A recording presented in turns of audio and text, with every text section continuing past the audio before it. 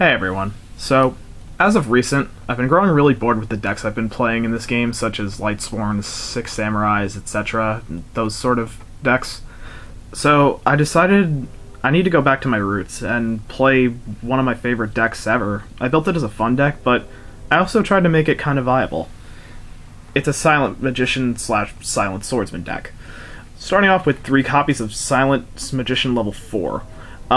Pretty much she gains a spell counter every time your opponent draws a card, or cards, so cards like Morphing Jar only give 1 spell counter. Once it makes its way up to 5 spell counters, it can go trade itself in for its other level, plus with every one of those spell counters you gain 500. She starts off at 1,000, and she can make her way up to 3,500. So, this deck isn't exactly geared toward powering her up, but, well, you'll see in a bit. 2 copies of Silent Magician level 8.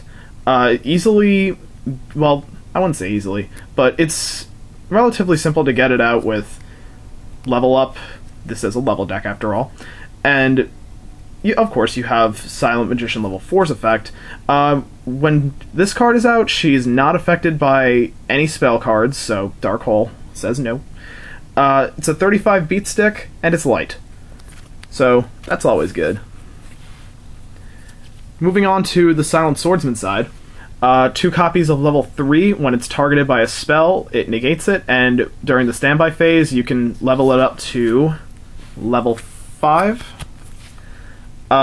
Like Silent Magician level 8, he is not affected by spell cards. So, when it's not affected by spell cards, and if it attacks directly, you can level it up to Silent Magician level 7, whom, when it just flat out negates all spell cards face up on the field while it's face up on the field.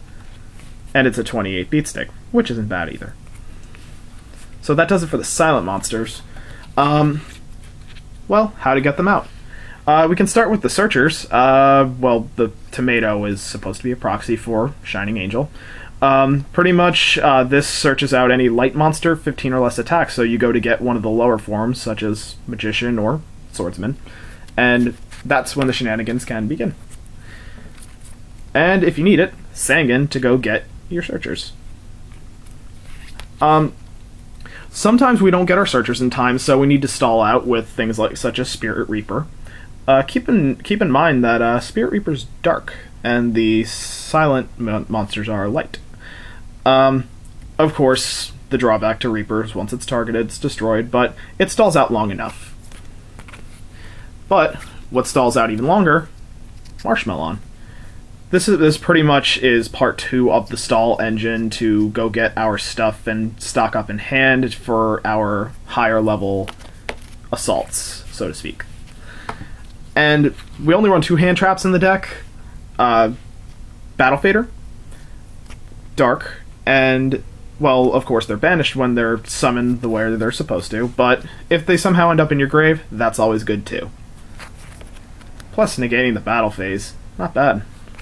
And setting yourself with a tribute, I wouldn't mind that. But with all these darks and lights, well, whatever we have. Of course we're doing it for Blackluster Soldier. Banish 1 light and dark, either get 2 attacks, or a banish. 3,000 body, not bad. So that does it for the monsters. As far as spells go, last proxies of the deck. This is supposed to be 3 level up. I, for the life of me, cannot find it. Level up pretty much just, as the name implies, levels up your level monsters. So you take 4 and go get 8, regardless of summoning conditions, of course. It would say that on the card, if I had it. Dark Hole, Monster Reborn. Yeah, the lineup gets to be a little generic at this point. Book of Moon, Triple MST, and of course, Heavy Storm. Pretty much just staples from here on out, so onto the traps. This is something I kind of threw together last minute, like this deck, so here goes nothing. Compulse, Call the Haunted, Mirror Force, Starlight Road, 2 Torrential Tribute, 2 Threatening Roar, which kind of helps with the stall engine as well, Solemn Warning, and Solemn Judgment. So that pretty much does it for the traps. As far as an extra deck goes, there's not really a whole lot. Half of it is if you reborn a tuner or something, and whatever you can do with that. So, Scrap Archfiend, Gaia Knight, TG Hyper Librarian, pretty much anything I picked up last second. Stardust, well, of course, for Starlight Road. And, of course, you can Synchro Summon it. We do have some pretty similar levels in this deck, so we have Utopia, which is a staple for anything that runs a bunch of level 4s. Tyrus, same with, well, the couple of level 5s we have in this deck can get it out. Acid Golem, Leviathan Dragon, Adrius, same story as Tyrus, and Gemnite Pearl. Well, Frieza in this case. So, that pretty much does it for the deck. All I really have to say about it is that if you're hitting a board point at any time in the game, and you just need something to pick you back up, I always suggest just build around your favorite monster, regardless of if it's capable for meta or not. Obviously, this isn't a tier 1 deck, but I love it nonetheless. And these cards are the only ones keeping me in the game right now. So, anyway, I'll see you guys later.